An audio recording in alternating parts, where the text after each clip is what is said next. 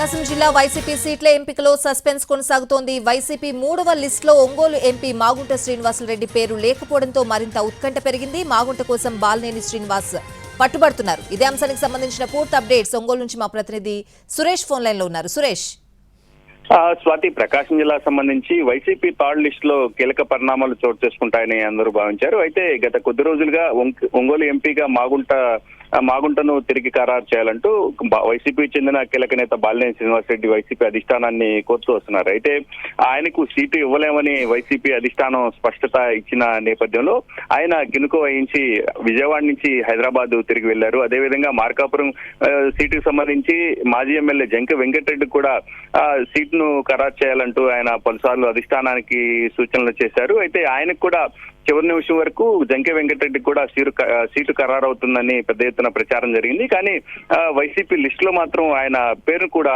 లేదు.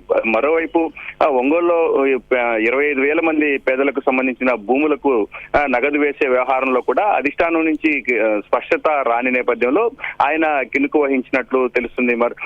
దాదాపు ఇదే అంశాలకు సంబంధించి వరుసగా చోటు చేసుకుంటున్న పరిణామాలు వైసీపీలో అయోమయాన్ని నెలకొలేలా చేస్తున్నాయి.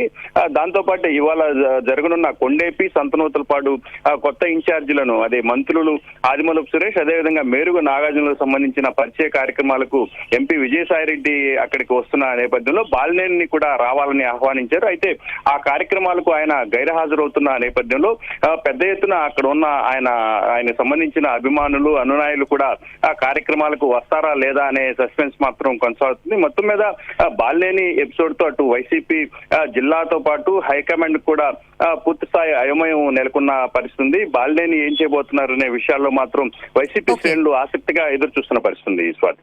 Right Suresh, thanks for the updates.